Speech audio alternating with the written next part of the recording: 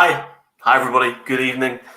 Well, good evening, good morning, I don't know what day or time it is anymore, but welcome into the Irish NFL show. It is the day, the night after Super Bowl 55.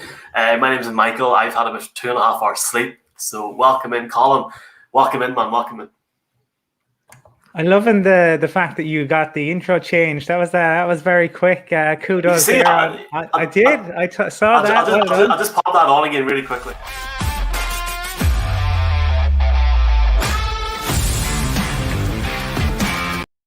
Just a complete pro, Colin, at the whole. And by the way, folks, let's launch it.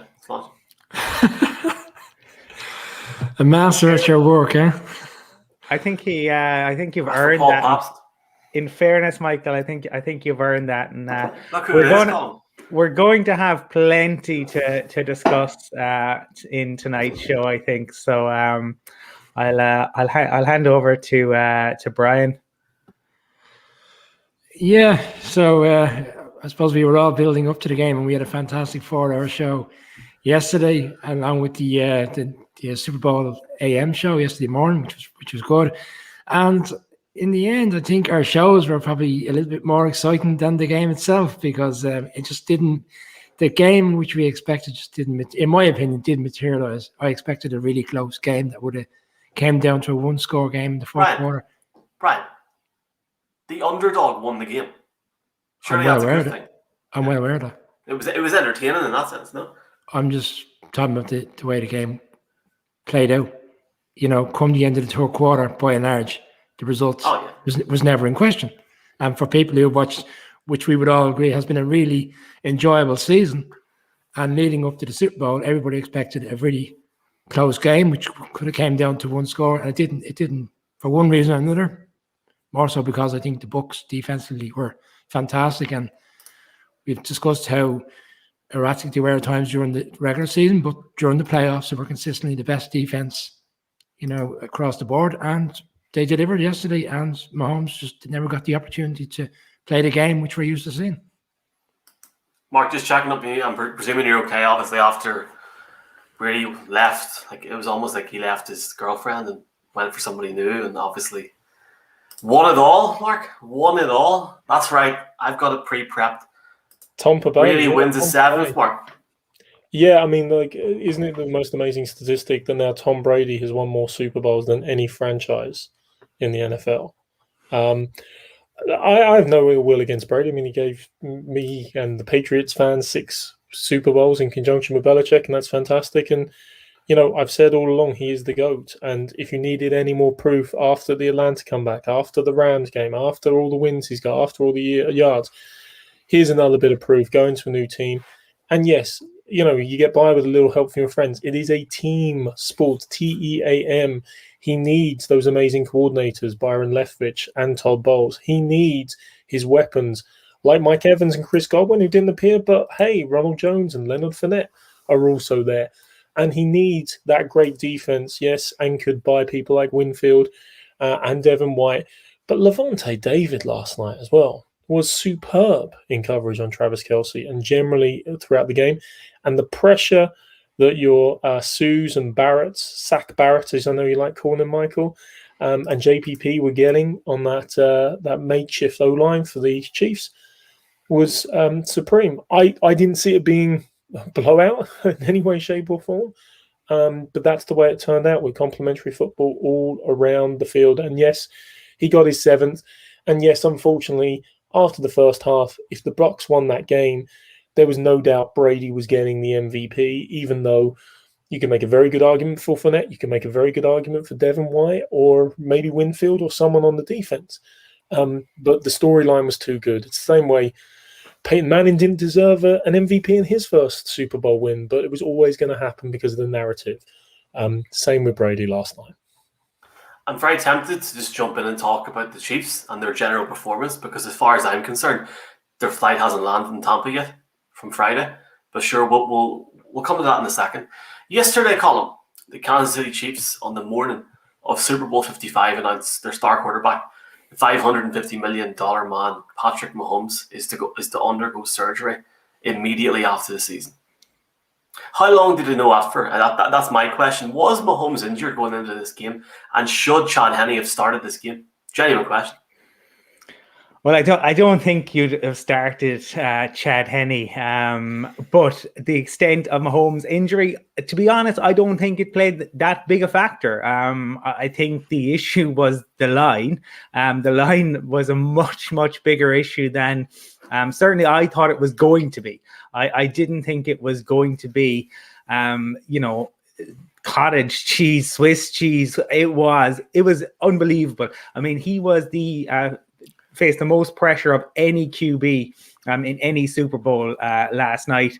He was under pressure more than 50% of his dropbacks, pressured 29 times on 56 dropbacks, more than Jim Kelly in Super Bowl 26. He was running for his life for most of the night, and nothing just seemed to work. I saw a stat in relation to the amount of yards he ran in terms of before throwing the ball, which was supposedly somewhere in the region of around 400. Because he was just scrambling here, there, and everywhere. The Bucs were brilliant. I think that's the first thing. So to me, even if Mahomes didn't have any injury, with that O-line and with the game plan that the Bucs put in place and they executed, every single member of their defense showed up, and they came up with the perfect game plan. And we can probably talk a little bit. I think that they said they took away that deep ball threat, and they said, we don't believe that you're disciplined enough to just keep going methodically and just keep going. They left the under to Kelsey. That was there all day. They took away the screen. They took away the deep ball, and they said, you're not going to just dink and dunk. And they didn't. They kept going for it. And fair play to Todd Bowles. He deserves all the plaudits and all the kudos, as does Bruce Arians, for the trust that he puts in his guys. But you would have to say the other thing I think that struck me is we need to have a conversation around the Pro Bowl voting at some point, because that Bucs team had one Pro Bowler, and they absolutely dominated that game last night in every segment. So look, it was. I can understand what Brian is saying in terms of the disappointment. The Bucs showed up, but the Chiefs didn't, as you were saying, Michael. I mean, if you go back to go back to Montana versus Dan Marino, and probably there was all the hype leading up to that, the two big QBs, and the 49ers gave the Dolphins a beatdown, an unmerciful beatdown, and we saw a similar last night. I think the Chiefs need to go away, lick their wounds, and come back. But the Bucs played the game of their dreams. You put a game plan in place. You hope that you can execute parts of it. They executed every single aspect of it, and all 53 men, and Shady, who picks up a ring, another one, despite not playing in the Super Bowl, deserve immense credit.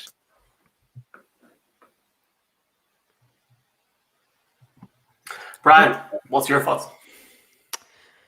Yeah, I would agree with Colin on the Mahomes injury. I don't think it was a factor in the game. I think ultimately the front seven of the Bucs, made it very difficult for the offensive line. We discussed leading up to the game the impact of Fisher and Schwartz not being in the game, and the backup Remmers. I saw him play for the Giants.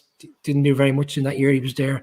So I was surprised that people were saying, he'll be fine. He'll be able to step in. I always felt he was going to struggle. And they were so dominant up front, it allowed David and allowed Devin White to kind of roam around the field and put themselves in a position to go for interceptions and stuff. And yeah, Mahomes, in the first quarter, for example, Mahomes ran for 33 yards in the game. And that doesn't sound like a lot. But at the end of the first quarter, he'd ran for 24. So it was like he looked fine running. And it was like as if they were saying, yeah, you take those 5 or 6 yard runs, because that allows us to maintain Kelsey, maintain Hill, Hardman, all the weapons in which we've discussed leading up to the game. It was a great game plan. And then as the game went on, the Chiefs became one-dimensional because they only ran the ball 17 times in the game. That's not a lot. You need to have a balanced run game. And they were getting away from that very early. And the one thing I would say about Mahomes was he was running around like a madman trying to get the ball off. Some of the throws in which he delivered in very precarious situations were still so close to being put in a position to be caught. And some of them were just great plays by the Buccaneers players in terms of getting in with the block and the interceptions. So when the cold light of day comes and they look at the reasons why they didn't win, I don't think Mahomes will be high up on that list. I think he'll be quite a bit way down the list in terms of why they didn't win the game. Yeah, Michael, if I can add on to that, I mean, there were 2 throws on back-to-back downs, 3rd and 4th down in the 4th quarter there, one of which Mahomes delivered, running backwards to his left, falling backwards and nearly put it in the only position the receiver could get it. And the other, like Superman, horizontal, where he flicked it to a receiver who promptly dropped the ball, which happened to him a few times. Yes, they didn't complete. Yes, of course, they didn't occur. But unbelievable athleticism and skill to even be in that position. But there's a few underlying storylines that I don't want to get missed on our kind of quick roundup here. Like, first of all, Gronk smash. Gronk play football. Gronk spike ball. Yes, twice. Very good. I had him get the first touchdown, so that was a nice little learner. But he showed up again. And Rob Gronkowski reminded people he can play damn good football, both in the run game and in the passing game.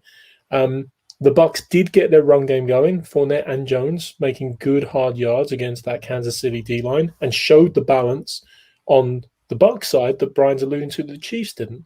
I mean, I am more distressed or disturbed, I think, a little bit about the fact that the Chiefs didn't show the ability to adapt. They won 15 meaningful games. They were 14-1 this season. They didn't, when they came out after halftime and CEH, Clyde Edwards-Helaire, ran off that 26-yard run off a draw, you kind of went, oh, okay, they've woken up. They've realized the zonal runs will be there. The underneath stuff will be there. Maybe we'll put together a couple of drives and get back in this game. And almost immediately, they went back to type. And again, the Bucs started to shut them down.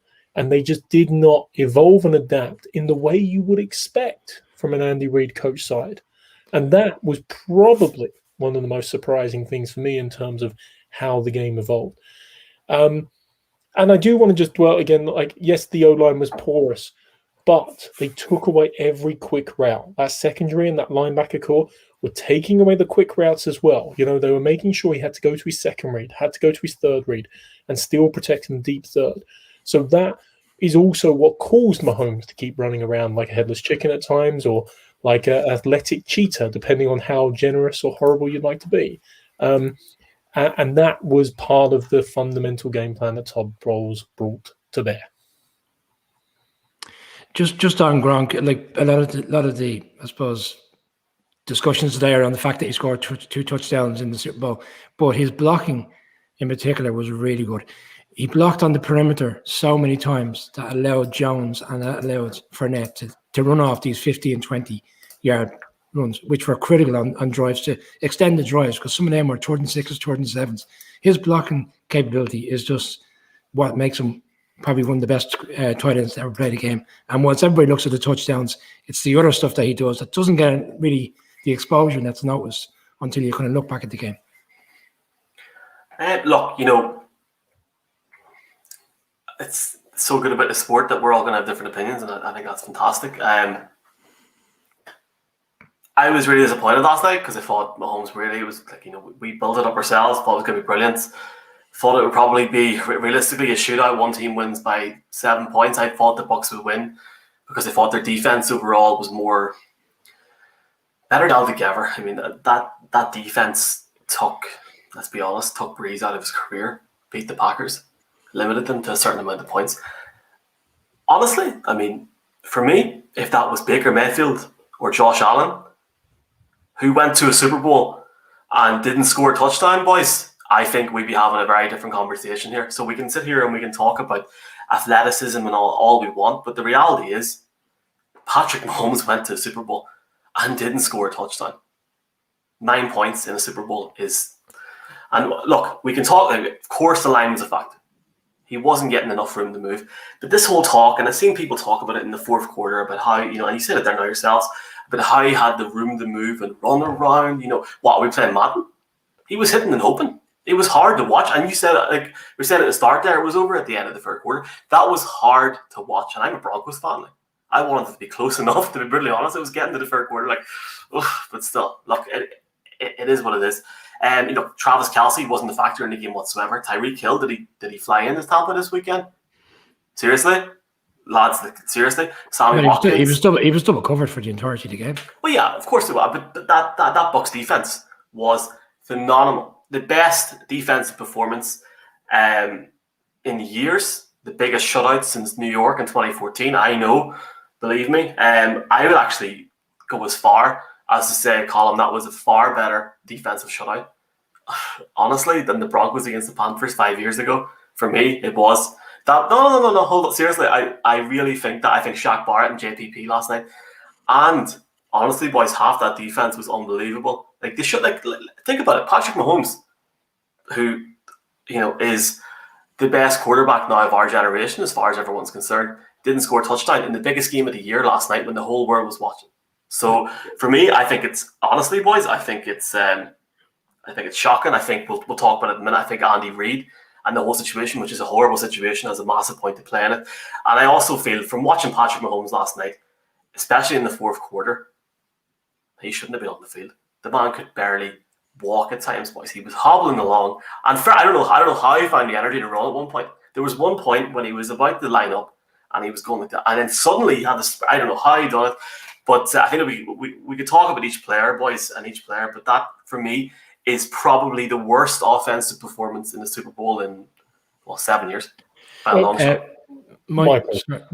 Go on, Brian. Go on. I just say, yeah, I agree with you that they didn't score a touchdown. It's a very disappointing performance. Bearing in mind how aggressive that offense is and what we've seen it throughout the season. But it won't get, in my opinion, the scrutiny. One, because the Bucs defense played so well, and two, because it's so soon after last year's Super Bowl, where he did throw 2 touchdowns and he did win the ring. So, yeah, I agree. It was not what we expected, but I still put that down more so to the Bucs defense having a brilliant performance. Yeah, Michael, I've got to call time out on that one, just a little bit. On which one, sorry? Oh, well, a few bits. Like, Travis Kelce did not have the impact, but he did still get buck 80 yards, isn't he? Yeah, 80 yards. Tyreek Hill, you're absolutely right, didn't turn up because he dropped 2 passes that could have made an appreciable difference. Like, Mahomes gave him a chance and he did not appear, even with that amazing double coverage. But you're talking about abject offensive performances. Look, back in, as you say, 7-8 years ago, the Broncos scored 8 points in a Super Bowl with apparently the greatest offense of all time. The Washington football team, or back then the Washington Redskins, only scored 7 points on a blocked field goal against the Miami Dolphins when they completed their perfect season. But only 2 years ago, if you're looking for a real offensive shutdown, you're talking about the St. Louis Rams, who never even took a snap in the red zone when they only scored 3 points in their Super Bowl defeat. So let's put it into context. He is the MVP from last year. The year before that, sorry. Did make 3 AFC Championship games back-to-back and did win the Super Bowl, obviously, last year and was Super Bowl MVP last year. So a terrible performance, 100%. But let's not throw him under the bus with a Jared Goffs of this world who people can't wait to get rid of. They'll even give picks to get rid of him, So, that's slightly I think it's a great conversation we're having here, but I think, to be honest, I accept your points, but the reality is, again, if that wasn't Patrick Mahomes, boys, there would be a whole different conversation this morning. He's got away with it because he won it last year. He played lights out last year. Well, he didn't even. He was fortunate last year that the Chiefs defense, who didn't play well yesterday, played really well in the playoffs last year. And that's probably why a lot of people thought they would play really well in this Super Bowl. But he was fortunate last year because he turned things around in the fourth quarter. So you could put an argument together that once he threw 2 touchdowns last year and they won the game, he didn't have a very good performance. And that's 2 Super Bowls in a row. And I just want to say as well, because there's so many things happened last night. I'm just going to keep forgetting. Yeah, I mentioned Travis Kelce. I know Travis Kelce had a decent amount of yards. He didn't score a touchdown. He's the best tight end in the league by 100 miles. But Gronkowski, who scored 2, which Mark obviously alluded to there, presented WrestleMania 10 months ago, had no sign of coming back into football. And Kelce had won the Super Bowl in February last year. So I think I am shocked, and I'll just say it publicly now because we'll probably talk about it after. I think that achievement last night may go down as one of the greatest achievements in sport. That team, the Tampa Bay Buccaneers, brought in Brady and Gronk. Gronk, who obviously had to get himself back to, of course, he's going to be fit, but to get himself back to football fitness again, and to bring in Tom Brady, who didn't have any workouts with the team officially, no preseason. That is genuinely, for me, one of the greatest achievements in sport last night. To beat that Kansas City team, boys, who everyone talked about. I think it's incredible. For me, Brady keeps talking about it. Every Super Bowl is special. That's his best. That's better than the Falcons for me. I think that is unbelievable. No, seriously, to go to a different team after 20 years and to prove people wrong, that's because he had the, not seriously. But Michael, you tipped them. Like this wasn't unexpected. Two people, you and Mark, tipped them. This was not unexpected. The Bucs were a good team. The Bucs were an awful team before Bruce Arians arrived. Bruce Arians arrived in, he began the foundation. Then they brought in the greatest quarterback of all time. They brought in a future Hall of Famer at tight end. They did an amazing job drafting, which they have done over the last few years, right? Because they brought in Tristan Wirfs, and we talked about this in the lead-up shows. They jumped up because they knew what they wanted to do, because they actually, with Bruce Arians and the staff he's built, they went, we need to protect him. We know who the best tackle in the draft is. We're going to go get him. They made a plan. They executed the plan. They've been doing that all year. I agree. What the game plan and the way they executed was absolutely brilliant. But it wasn't like the Broncos 2015 where that defense had to carry them. They scored 31 offensive points. Their offense was really good. They had Antonio Brown as well. Remember, Mike Evans and Godwin were bystanders in many respects to this. Mike Evans had one catch for 31 yards, right? He showed up when needs be. Godwin had 2 catches. So they are a seriously talented outfit, and this wasn't the Giants kind of coming out of nowhere to beat the Patriots, the all-conquering Patriots. And we see, you said it, how many times did you say defense wins championships in the lead up to this? So to me, yes, it was a absolutely, they can take great credit in what they have done. But this was not Maradona puts Argentina on his back to win a World Cup in 86 or drag them to a final in 1990. They had a seriously talented outfit. They made the most of it, and kudos to them for doing it. But it was everything that's surrounding it, and that's, I think, part of it. I mean, the Britt Reid situation, which is a situation which is still fluid, which is a situation which is still under police investigation, which is a situation where a young child is in a critical condition in hospital. All of that was certainly in the background. Mahomes's potential injury, all of the other factors, they absolutely shut the Chiefs down, and they were brilliant. But Super Bowls are very odd. I've seen them. I saw the 49ers annihilate the Broncos 55-10. We have seen blowouts in the Super Bowl. It does strange things to players, even when they've been there a second time. The worry, the anxiety, something happening. Sometimes players respond to adversity, sometimes they don't. But the Chiefs had a really bad game, a really, really bad game. But I think a bit like Bill Belichick, I'm fascinated to see how they'll respond and come back next year. Michael, can I just, before we move to the Andy Reid situation in terms of the Sun, and obviously Columns had touched on there, can we just talk about the Chiefs' play calling and management of the game? Because we're praising the Bucs, and I think we have to look at that as well, because and in one particular moment, and Colin touched on last night when we were texting during the game, they got the field goal. They were 14-6 down. And look, we all knew what they were trying to do. They were trying to get the ball back as quickly as possible to try and sneak an extra field goal before halftime. It was 14-6 going into halftime, because I don't think the Bucs had any intention to really look to drive the ball. They were fortunate, and we argued a little bit in terms of flags and what we all agreed and what we didn't agree in terms of what should have been given. However, there was an opportunity problem to let the clock run down, go in at halftime. They were getting the ball at the start of the second half. Like, I just didn't understand the need to panic. Like, they've been in positions before, even last year's Super Bowl. They're 10 points down with 6 minutes to go. They've been down by 24 points last season in the playoffs. Everything seemed to be wrong from the sideline. That was a situation where you should let the clock run. 14-6. We're getting the ball to start the second half. And in the start of the second half, I can't recall the first drive. I believe they got another field goal. So you even could have been there 14-9. It's a very different game. They go in 21-6 down at halftime. And I think at that stage, we all knew the game was up. So it was, as much as the players didn't turn up, the coaches didn't turn up, in my opinion. They got greedy, Brian. They got greedy. They were trying to sneak out an extra possession there, an extra 3 points, and it was too aggressive. Like, I mean, we did say Arians and Reed will both play aggressively. Obviously, Arians going for it on 4th down on the 1 yard line.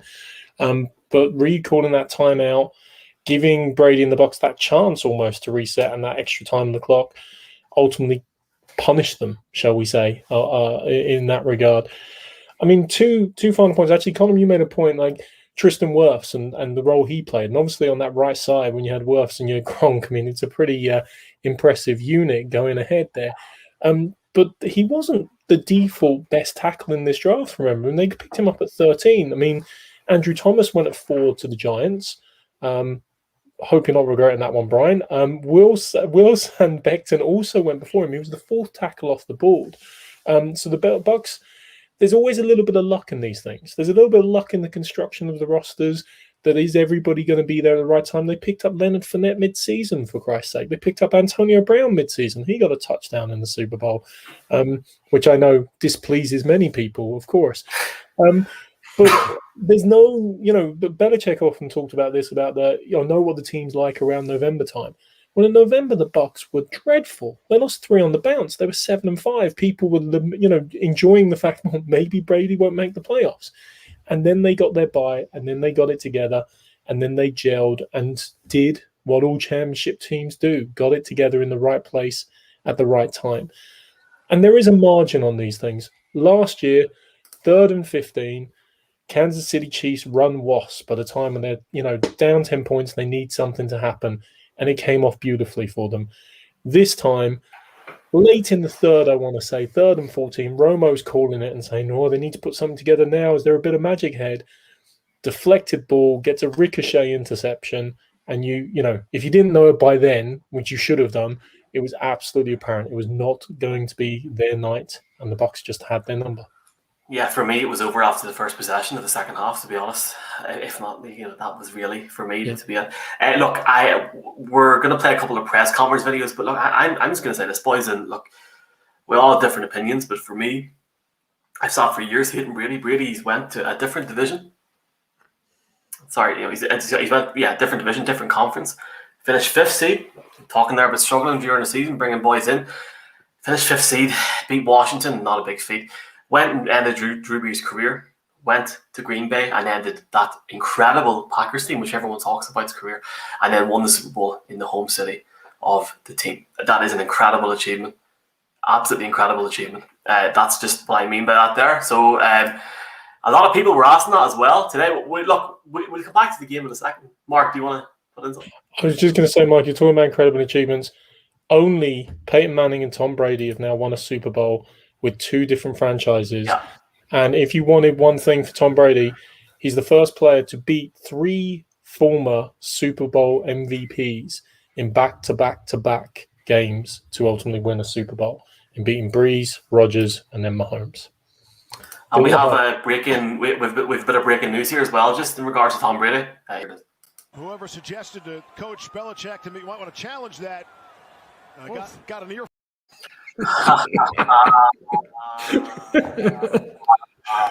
Okay. At 4:45. Never let a moment pass, Michael. Huh?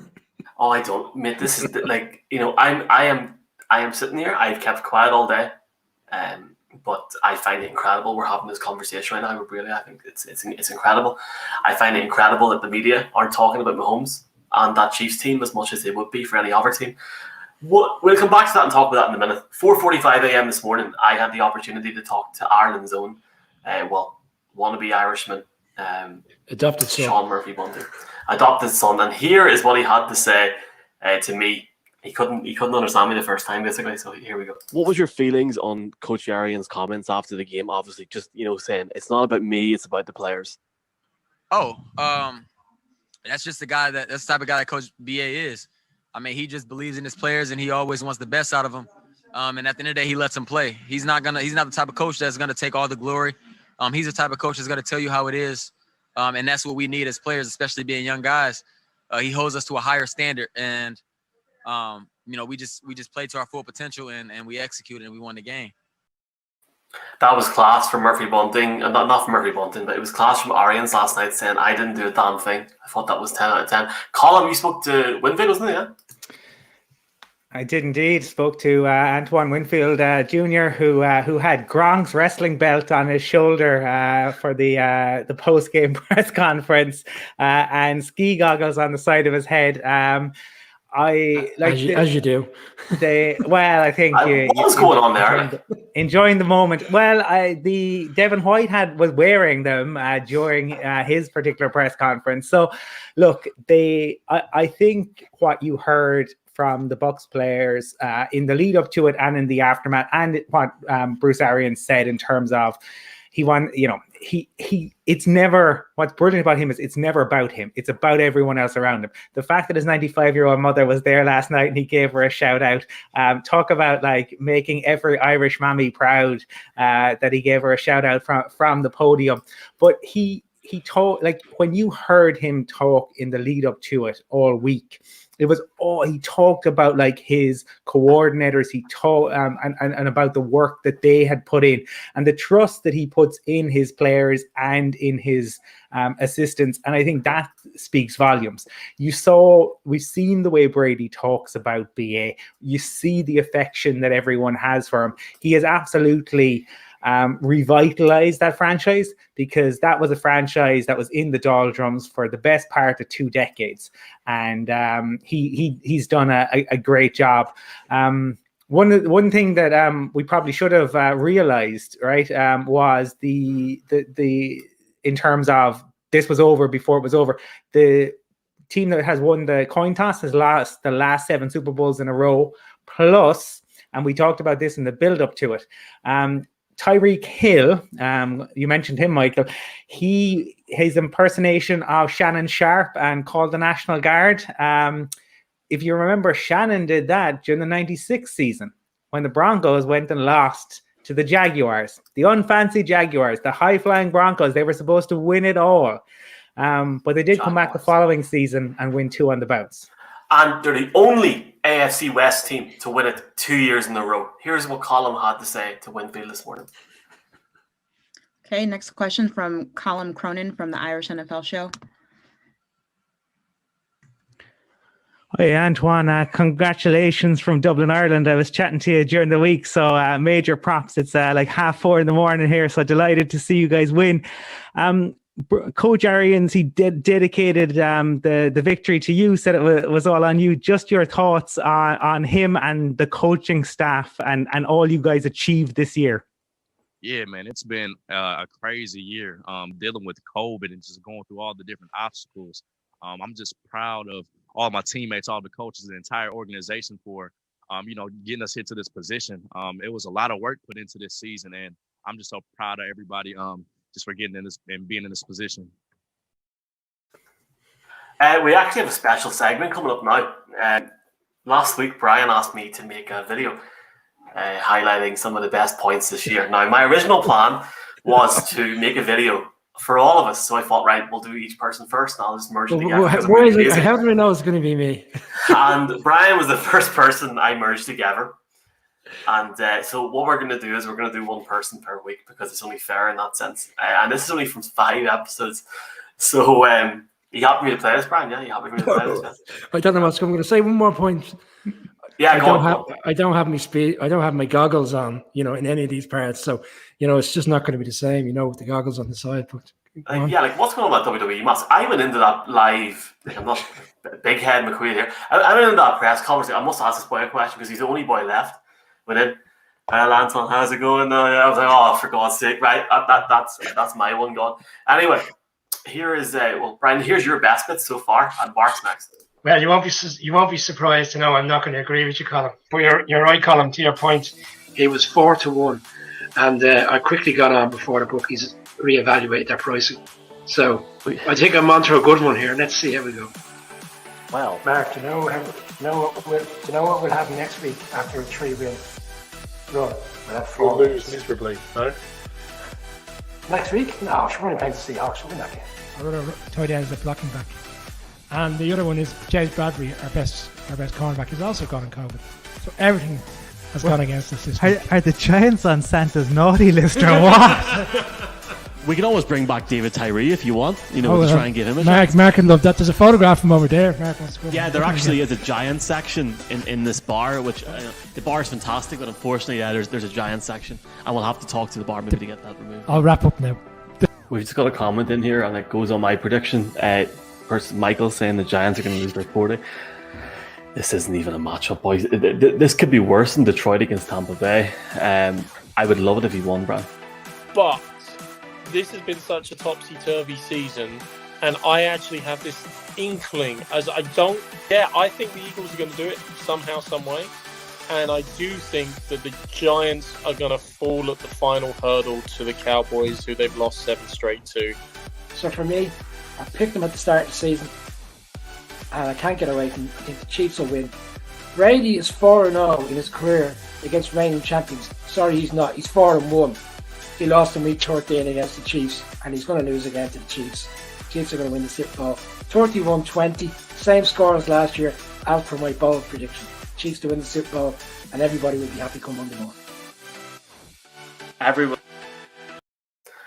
Yeah, Mark, you're next. So genuinely, Brian, I meant to put all of us together, but that ended up being a 1.5, 2-minute video. Do you know what I've noticed?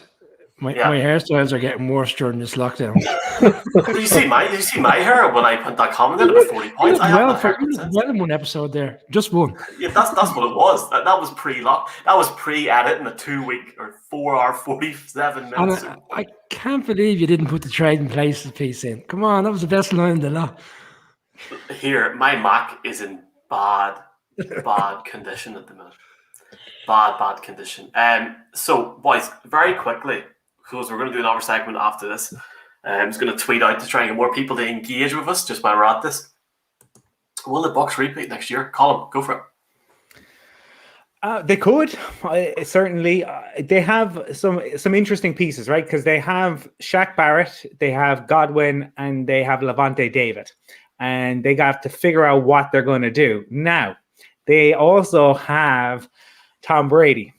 Players tend to want to are willing to take a haircut to play with Tom Brady. So it is possible that some of those players might be willing to do that. It depends on who they can, keep intact. The Chiefs need to sort out the line, and you need depth at the line. That's going to be a key piece for them. We're going to have to see what the Packers do in terms of will they actually give Rodgers some new toys to play with. There's talk of a new contract there as well, but if they've got to give him a new contract and pay him, then what are they going to have to do around that? What will the Bills continue to build? That's probably the other question. And we were talking to a few people in the lead up to the Super Bowl about this QB carousel, talk that there might be up to 15 QBs moving. So a lot depends on that. Like if Deshaun Watson goes to the Dolphins, that puts the Dolphins in contention, certainly next season. Go and help me, Reynolds, if that happens. Neil will be doing every single Sunday from Miami or wherever their away game is. So listen, I think look, every year, this time last year, would we have said that the Bucks were going to win the Super Bowl? I don't think any of us would. So that's the kind of beauty of this. Yes, there will be teams who will likely be there or thereabouts.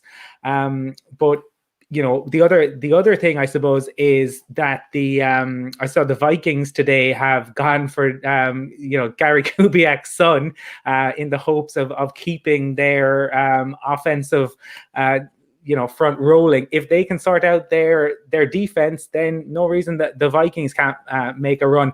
Will the Bucks repeat? I don't know. Can they? They certainly the Vikings. I think the Vikings had a really poor year this year. Did you hear Kirk Cousins last night on Sky Sports? I didn't see. Did you boys see that last night? He was like, "Oh, the older you get, the harder it is to watch this." I was like, Jesus Christ.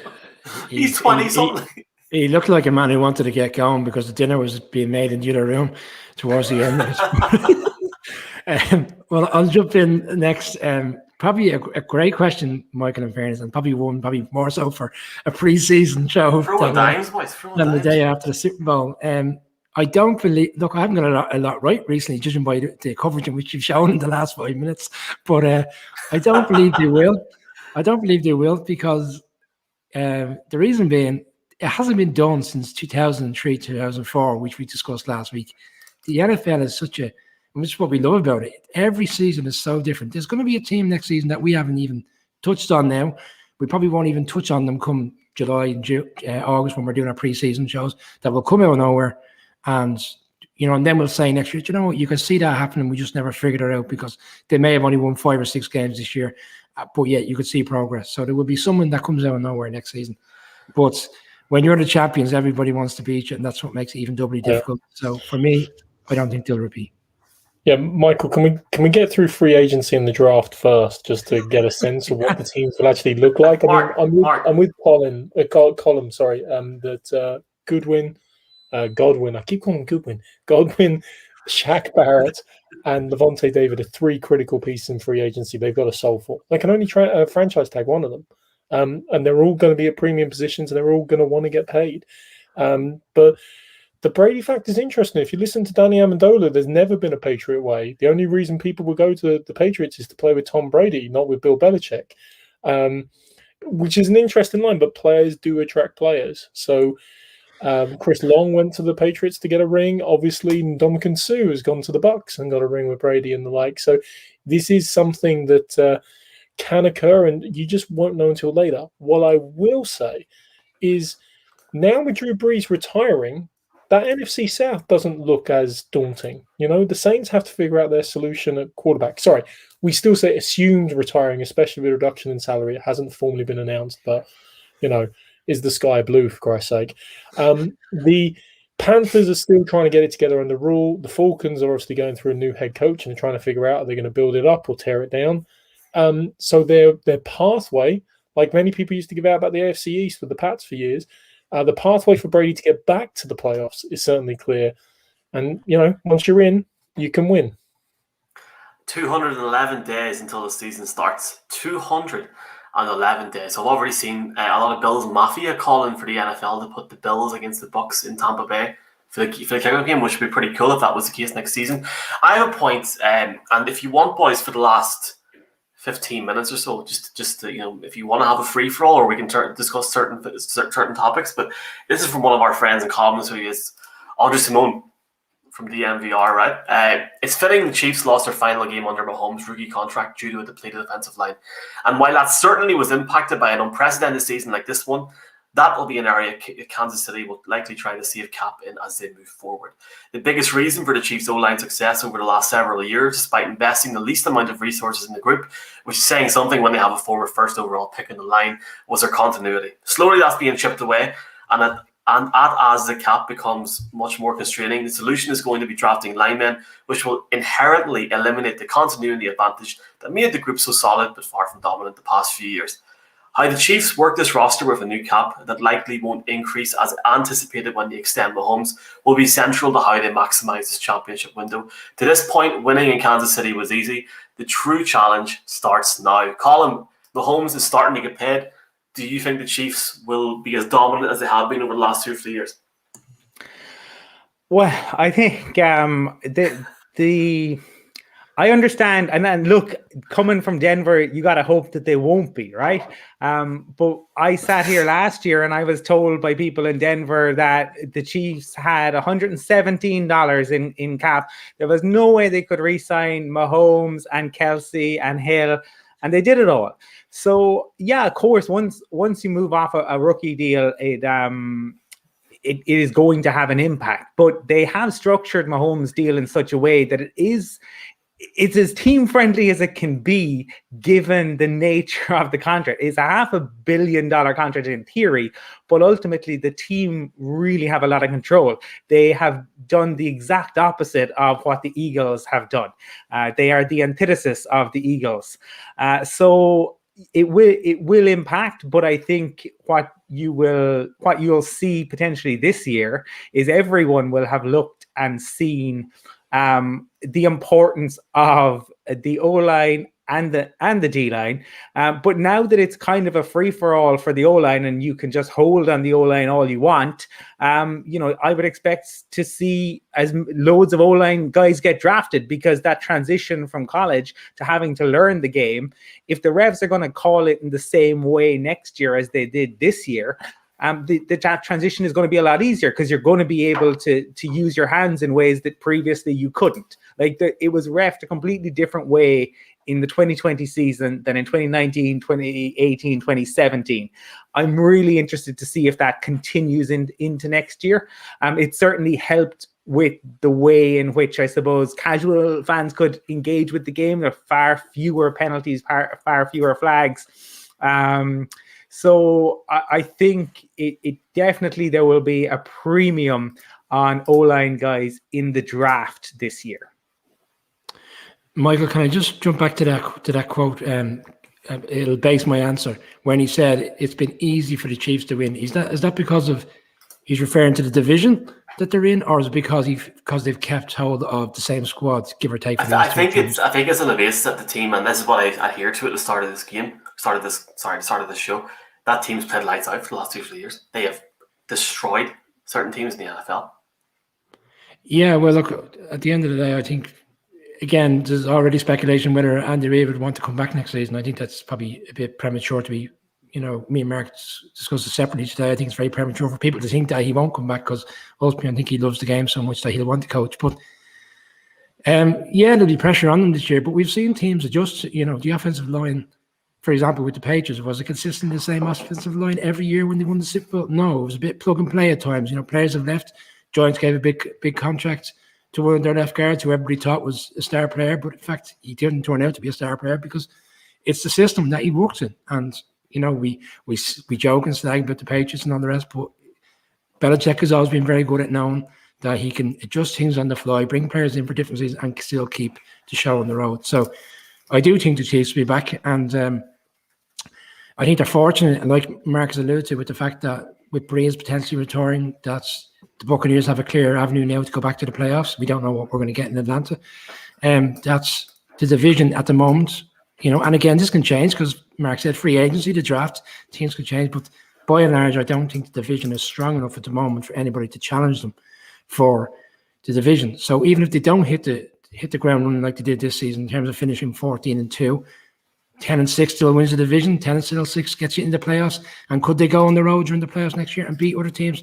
Yes, they could. But again, every season is different. I'm gonna question Colum's comparison. I wouldn't compare the Chiefs as being the exception to the Eagles. I'd say they're the exception to the Rams, because the Rams structure their contract so badly they have to offload players, a la Gurley, a la Cooks, a la Goff. But they do. They just keep hold of them. They manage to offload them, and they get to the postseason. True. Well, yeah. I mean, and we could talk on Carson Wentz and the rumors circulating about Chicago and other locations, and indeed the ransom apparently they're looking for there. But maybe that's more for another show. I mean, on the game itself, two other points. I just don't want to go without being mentioned a bit more detail. The penalties. Now, there were different people who had different views on the penalties. The four of us have a WhatsApp chat. There may have been two people who might have disagreed on interpretation of some of those penalties at times that seemed to get a bit heated. But this is the thing. I mean, the refs called them. You got to place the whistle and stuff. And yes, some of them were questionable. But one of them was.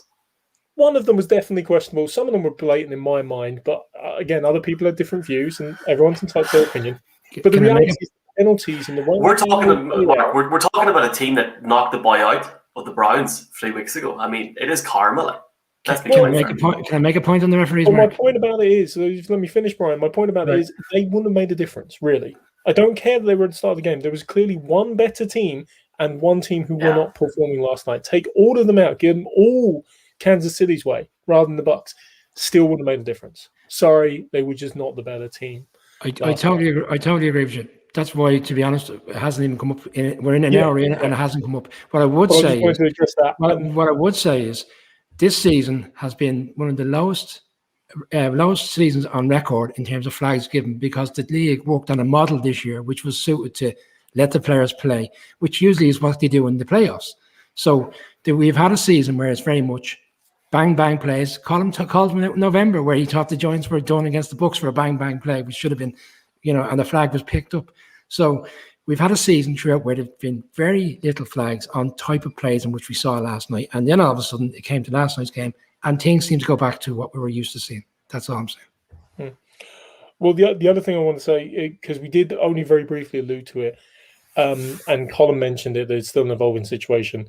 The impact of the Britt Reid situation and what impact that might have made, not on the players. Like, this is the whole point. Do I think it affected the players? No, the game plan was set and all of this, but on the head coach. I mean, he tragically has lost a son. They're dealing with a lot of different circumstances here, and frankly, as I said earlier, I don't think Andy Reid coached the way Andy Reid normally coaches. The lack of adjustments and stuff surprised me.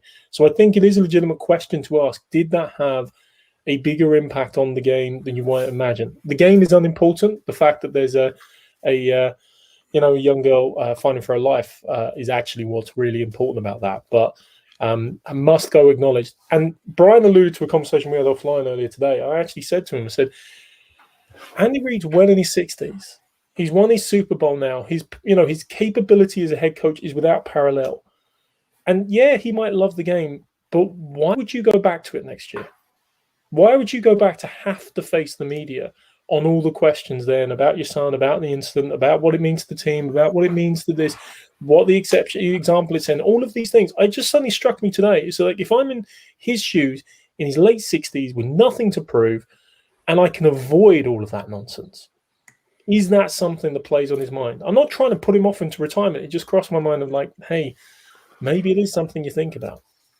Well, look, sorry, Colin, go ahead. No, just very quickly on that. Like, if football is in your DNA, and it appears to be for Andy Reid, Tom Moore is 82, and he showed up for the media access days every day he needed to last week. If it's in the DNA and you love doing it, I don't know how you stop, because it can. So it's tough to know whether he will or not, especially with guys kind of going longer. We'll see. Pete Carroll's almost 70. I was wondering when Pete Carroll was going to be brought up there. Look, I'm going to say one thing, and it's going to provoke a reaction, but we're going to talk about Super Sunday, and I'm not. This is like, sorry, right? Very fair point on Andy Reid there. There's another guy in the NFL who has nothing else to prove. Tom Brady. What he done last night was impeccable, boys, regardless of how he played. He's won it with a different team after 20 years, in a different conference, in a different division, in a different city, in the hometown stadium for the first time ever. Walk away. Why not? Please do, because I'm just sick now. I mean, it doesn't matter if you've been 7, 8, or 9 now. Like, it's over. Look, Mark, I know you love him, but we're going to talk about something else. You can talk about that at the weekend.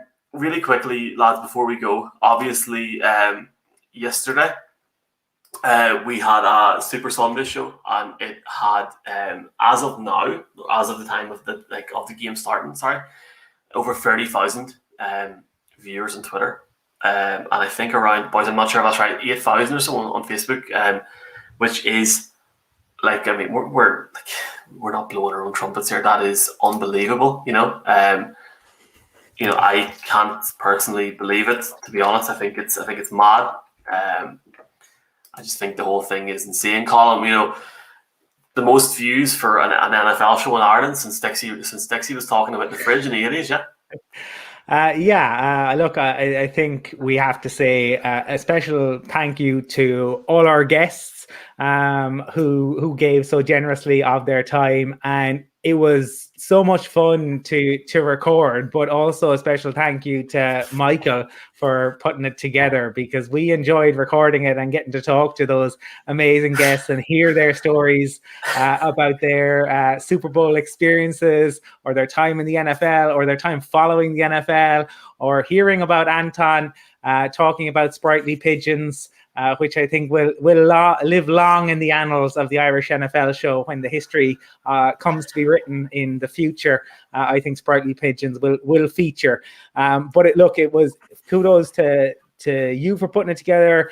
I think I'm delighted and proud to have been part of it. I look forward to building from here, and just thanks to everyone for watching and for interacting with us. It was so much fun on Twitter yesterday to interact with everyone in the build up to the game, because passing that time as you're trying to get to 11:30 and kick off, it was brilliant. Yeah, definitely, man. I mean, I was just going to say, look, I mean, Anton, Jesus, Michael, like some of the stuff we cut out of that about the Eurovision and about the halftime. We had to cut it out, man. But do you know my favourite bit probably was not just, I mean, we were in stitches with it. I mean, he was so entertaining, so warm and so generous with his time. But part of it making me laugh was just looking at your face thinking, how the hell am I going to edit this down to about an 18-minute segment? And you were, I could see it going all over your face. But genuinely, I mean, just to echo what Colin said, so, many of our guests, the conversation we had with them afterwards as well, so great, so warm, and so generous with their time. It's absolutely fantastic. And, Singletary, Baldy, Hansen, Rock. Reinbold, of course. How could I forget? Bo, I mean, the list goes on. And it was genuinely fantastic to put out there as a big pre-game show. And thank you to everyone for your support. Who was the first person we interviewed for that show? Oh God, was it Scott Hansen? I think it might have been Scott. Look at me in the Scott Hansen video, and look at me in the Singletary video. I look like I've aged 15 years. Just look at you. Just look at you now, Michael. The boys. I know, Mark. You have to go in a couple minutes, but I've never felt better the day after a Super Bowl. I was 3 hours sleeping. I've never felt better. The long winter is over, gentlemen, and it's a beautiful day, as Bono says. Beautiful, beautiful, beautiful. I guess that's us, boys. When are we doing this again?